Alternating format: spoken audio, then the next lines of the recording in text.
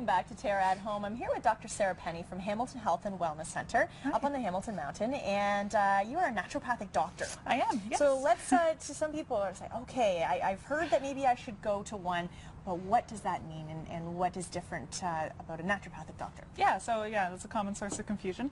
So as a naturopathic doctor, I'm a primary care provider, which means I see all the same concerns as a family doctor does, but I have a different set of tools that I use to encourage health in my patients. So the tools I use as a naturopath are clinical nutrition. I talk to people a lot about how what they eat every day affects their health, and I do use supplements when appropriate, but I personally recognize the importance of not having a patient take 5 supplements 5 times a day, as I couldn't even do that myself.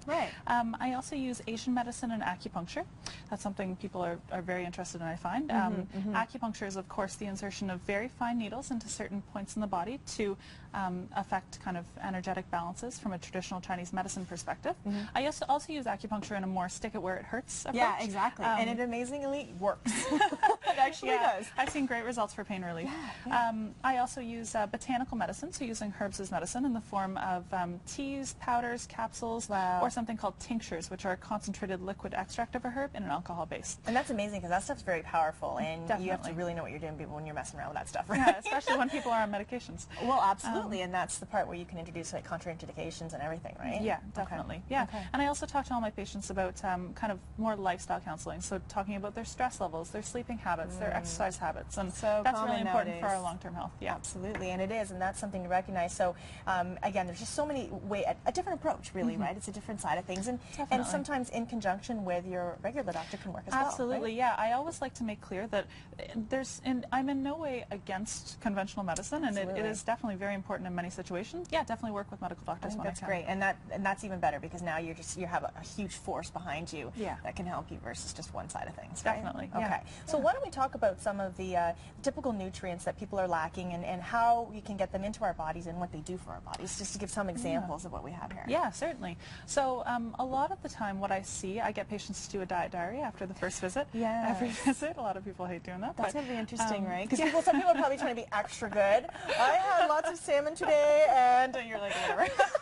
Yeah, but I always tell them I'm not judging them, and I just want them to tell the truth. Yeah, so we can help improve their health. And so a lot of what I see is people are focusing on a lot of processed foods in their diet, which are often very nutrient depleted, and people aren't getting enough fiber, enough protein, enough fruits and vegetables. So those are the things I counsel my patients on increasing in their diet. Okay, because you're also adding a lot of sugars and sodiums and things to your body that you don't need. Definitely, and preservatives, and so it's like off.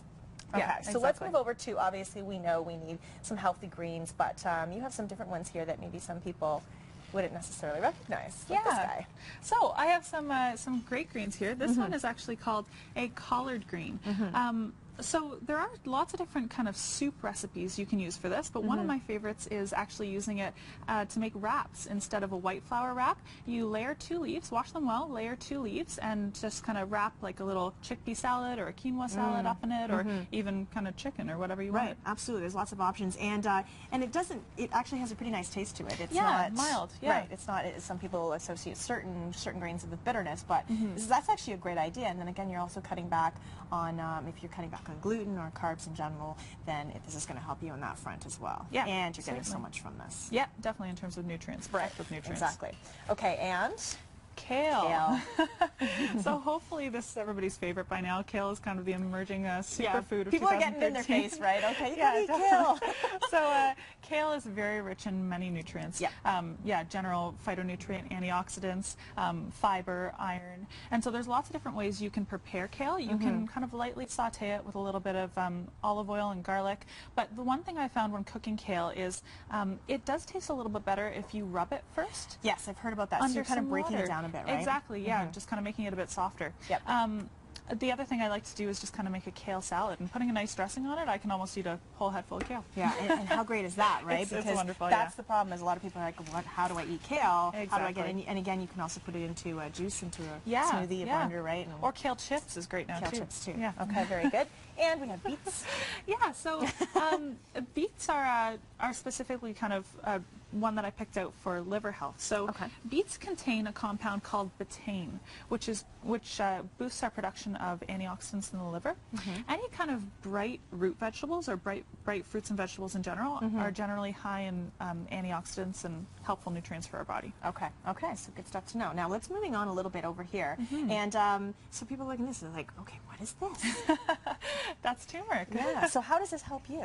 So turmeric is a wonderful anti-inflammatory spice. I use it a lot for inflammation in patients with inflammation. It's actually best absorbed in an oil base, so I often recommend people mix it with a little bit of olive oil and honey to taste, and use it as a little paste and take it like that. Turmeric is also actually very good for liver health. It's been shown in animal studies to help regenerate liver cells when they're damaged by things like fatty liver, which a lot of us experience nowadays. Yeah, very good. And a little bit of fiber. Yeah, so what I've got here is flaxseed. Flaxseed is definitely my fiber of choice. It has some healthy omega-3 oils in it, but a common misconception I want to clear up is that the omega-3s in flax are kind of equal to the omega-3s in fish. They're two different forms, and our body actually absorbs the omega-3s in fish a lot better than plant sources. So that's an important distinction to make, but it is still a very healthy food. And what I love using it for is fiber. So it provides both soluble and insoluble fiber, but you always want to have the flaxseed ground because we don't naturally break down flaxseed when we eat it. Okay, right, that's right. Okay, yeah, the seed will just go right through you. Exactly. See it on the other end. Okay, so lemon also another part of it. This is actually helps a little bit cleansing with the body, right? Exactly, yeah. So lemons are great for a few different reasons. First of all, that kind of bitter taste is very important for your liver health again. So squeezing about 1/8 of a lemon into water, it doesn't take much. I usually cut it up and keep it in the fridge and just take a fresh piece out and squeeze it in. That bitter helps stimulate the release of a digestive enzyme called bile into our intestine. Bile contains a lot of the toxins that our liver processes, and that's the way of our bodies to get rid of that bile. It goes into the gut for excretion. So yeah, stimulating the digestive system is a good role of liver. So we're talking about a little bit, you know, I could talk to you probably for the next couple of hours, but we're running out of time. A little bit of spring detox tips for people and how they can get rid of some of the stuff some of the habits they picked up maybe over the winter. Exactly. What should we do?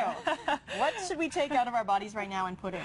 So all of these things, right? Yeah, definitely. So it's nice to go into summer with a clean slate, and spring is really a time of growth and renewal and regeneration in nature, so we like to do that in our body too. So I often recommend for kind of a spring detox that people go on a 2 to 3 week cleanse of sorts. And I'm not talking about a colon cleanse or a juice fast or any kind of fast. You can really help support your body with these nutrients just by taking out certain things from your diet for a short period of time. Yeah, two of the main things I know you mentioned, gluten and dairy, are two things that I recommend people go off for a short period of time, just to give their body a break. And coffee and alcohol are two other ones. There you go. All right, we're going to have to have you back on the show because we run out of time. But Dr. Sarah Penny again in the Hamilton Mountain Hamilton Health and Wellness Center. Thank you so much. We'll be back with more Terra at Home.